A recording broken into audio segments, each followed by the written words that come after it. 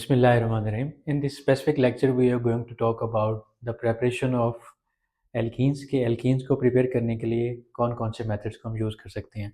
Book के अंदर total 2 methods mention हैं जिनसे हमने एल्कीन को प्रिपेयर करना है फर्स्ट ईयर की बुक के अंदर।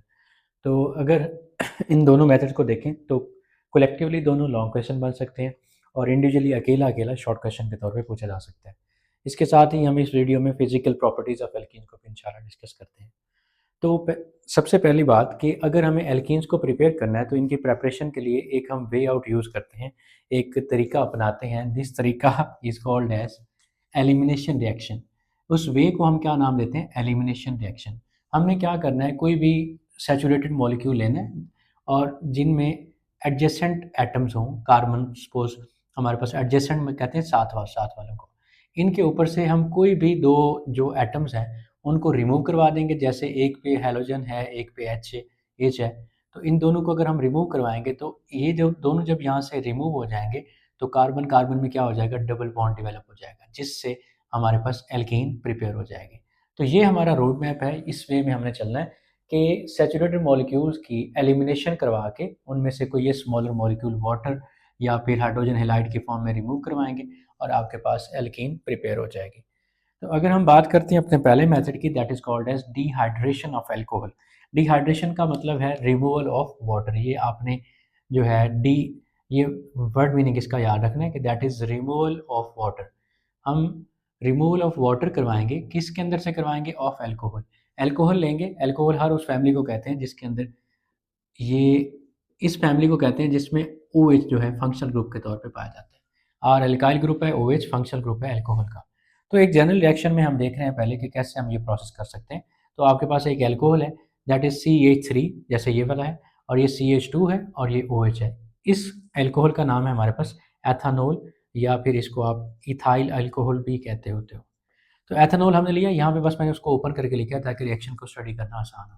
तो CH3 का एक हाइड्रोजन हमने नीचे लिख दिया और CH2 के जो आगे OH था उसको नीचे लिख दिया। इसका पर्पस सिर्फ इतना है कि रिएक्शन को समझना आसान हो। कवलेंट बॉन्ड है, डायरेक्शनल है, आप इधर बनाओ इधर बनाओ इधर बनाओ, इट्स अप टू यू। तो ये जो डिहाइड्रेशन करवानी है, दोनों कार्बन एडजेसेंट कार्बन से एक से हाइड्रोजन और एक से OH को रिमूव करवाएंगे। इन दोनों के मिलने से एक्वा वाटर बनेगा, वो यहाँ से रिलीज हो जाएगा। ये वाटर यहाँ से रिमूव हो गया और जब ये बॉन्ड यहाँ से खत्म हुए तो कार्बन कार्बन के दरमियान डबल बॉन्ड बन गया। इस तरह से हमारे पास ये एल्कीन बन गई, जिसका नाम हमारे पास क्या है जी? इथीन। ये जनरल रिएक्शन है। इस रिएक्शन के लिए सल्फ्यूरिक एसिड जो है एज अ कैटलिस्ट यूज हो रहा है। अब इसी को स्पेसिफाई करते हुए ज़रा हम दो स्टेप्स के अंदर स्टडी कर लें। बुक के अंदर जिस तरह से मार्क है, ये एक एथेनॉल है, इथाइल अल्कोहल को हमने लिखा, और ये सल्फ्यूरिक एसिड है। सल्फ्यूरिक एसिड के साथ रिएक्ट करवाने से ही हमें डिहाइड्रेशन जो है ना रिएक्शन मिलेगा। डिहाइड्रेटिंग एजेंट के तौर पे हम सल्फ्यूरिक एसिड को इस्तेमाल कर रहे हैं।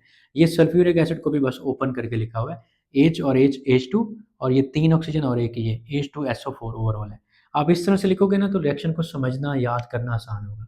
तो ये OH और ये H, क्योंकि एसिड का काम होता है प्रोटॉन डोनेट करना, ये दोनों मिलकर के आप करेंगे, यहाँ से वाटर को रिमूव करेंगे, वाटर का एक मॉलिक्यूल यहाँ से रिलीज हो जाएगा।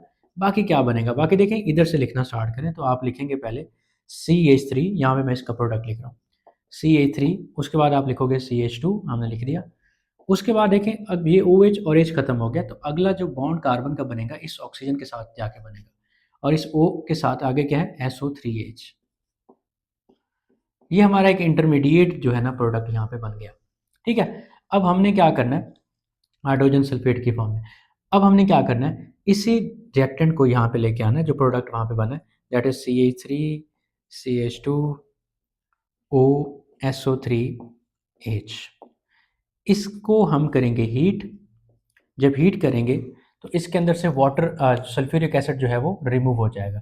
सल्फ्यूरिक एसिड के रिमूव होने से बाकी हमारे पास एल्कीन बचेगी। देखें किस तरह से, ये SO3H है, एक O ये भी है, तो ये SO4H है ओवरऑल हमारे पास ये वाला पार्ट। अगर हम इस कार्बन से एक हाइड्रोजन को रिमूव करवा दें, मैकेनिज्म और है, कैसे रिमूव होता है वो मैकेनिज्म और तरह का, जस्ट नेट रिएक्शन डिस्कस कर रहे हैं। SO3H के साथ अगर यहाँ से एक हाइड्रोजन मिल जाए तो ये बन जाएगा H2SO4, और बाकी क्या बचेगा? ये CH2 था, इसको ऐसे एज इट इज लिखें CH2, और इधर एक हाइड्रोजन रिमूव हो गया तो बाकी क्या बचा? CH2। अब वैलेंसी को सेटिस्फाई करने के लिए यहाँ पे डबल बॉन्ड लगाना पड़ेगा। इस तरह से ये एल्कीन, जो कि अगेन इथीन है हमारे पास, इसका स्पेसिफिक नेम ये यहाँ पे प्रिपेयर हो गई।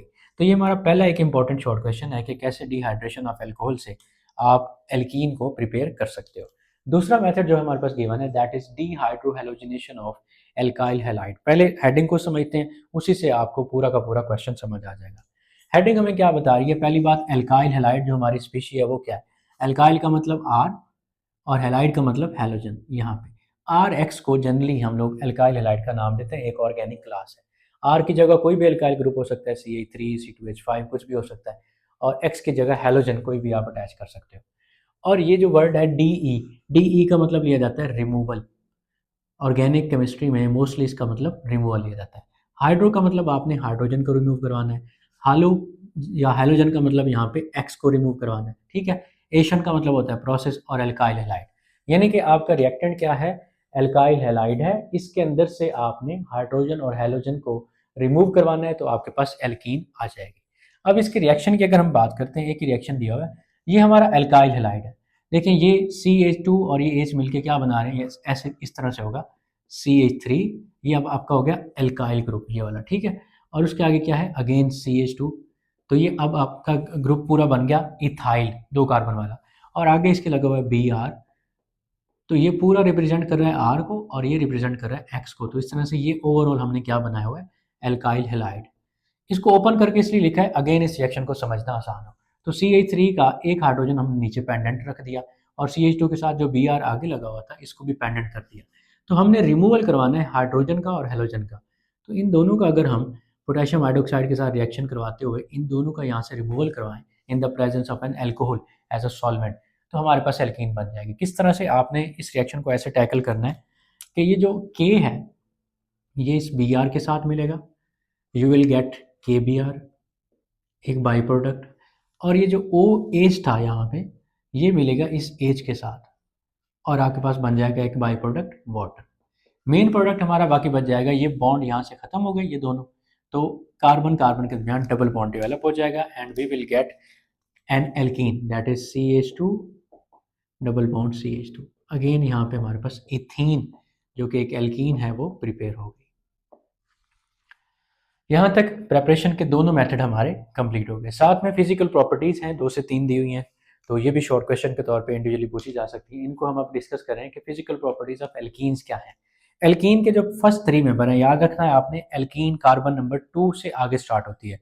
कार्बन नंबर 1 वाली कोई एल्कीन नहीं होती, क्योंकि डबल बॉन्ड के लिए ज़रूरी है कि कार्बन कार्बन में ही डबल बॉन्ड बनना चाहिए, क्योंकि हाइड्रोकार्बन कार्बन हाइड्रोजन होते हैं। तो फर्स्ट 3 मेंबर जो हैं एल्कीन फैमिली के, जिनमें आपके पास है ethene, propene and butene. Ethene जो है 2 कार्बन वाली है, प्रोपीन 3 वाली और ब्यूटीन 4 कार्बन वाली। ये जो फर्स्ट 3 मेंबर हैं ये हमारे पास रूम टेम्परेचर पर गैस फॉर्म में पाए जाते हैं, यानी कि इनकी फिजिकल स्टेट क्या है? गैस, गैसेस की फॉर्म में पाए जाते हैं। फिर जो C5 टू C15 है ये लिक्विड फॉर्म में पाए जाते हैं। और इनके बाद जितने भी मेंबर हैं वो सारे के सारे सॉलिड फॉर्म में पाए जाएंगे, यानी कि C16 एंड सो ऑन, ये किस फॉर्म में होंगे? फॉर्म में होंगे सॉलिड फॉर्म में। उसके बाद अगर हम इनकी सॉल्युबिलिटी की बात करते हैं तो आपको मालूम है कि एल्कीन्स जो हैं नॉन पोलर हैं, क्योंकि कार्बन हाइड्रोजन में या कार्बन कार्बन में कवलेंट बॉन्ड ही पॉसिबल है, और जहाँ कवलेंट बॉन्ड होगा वहाँ पे नॉन पोलैरिटी होगी। Being non polar in nature, पानी के अंदर तो ये हल होंगी नहीं, क्योंकि पानी क्या है? पोलर है। तो पानी में ये इनसॉल्युबल है, लेकिन they are soluble in alcohol, ether, benzene etcetera. इनके अंदर ये जो हैं सॉल्युबल होंगे जो नॉन पोलर होंगे। लाइक डिजॉल्व्स लाइक के फिनोमेना के अकॉर्डिंग इन्हें नॉन पोलर सॉल्वेंट में डिजॉल्व होना चाहिए। सो तीसरी जो हमारे पास प्रॉपर्टी है कि इनकी एक करेक्टरिस्टिक स्मेल होती है। करेक्टरिस्टिक स्मेल मतलब जो बाकियों से डिफरेंट हो, और जब हम इनको बर्न करते हैं तो इनका जो फ्लेम होता है वो ल्यूमिनस होता है, यानी कि ये फ्लेम जो है ऐसे समझ लें कि ज़रा ब्राइटर होता है कार्बन के ज़्यादा कंटेंट की वजह से।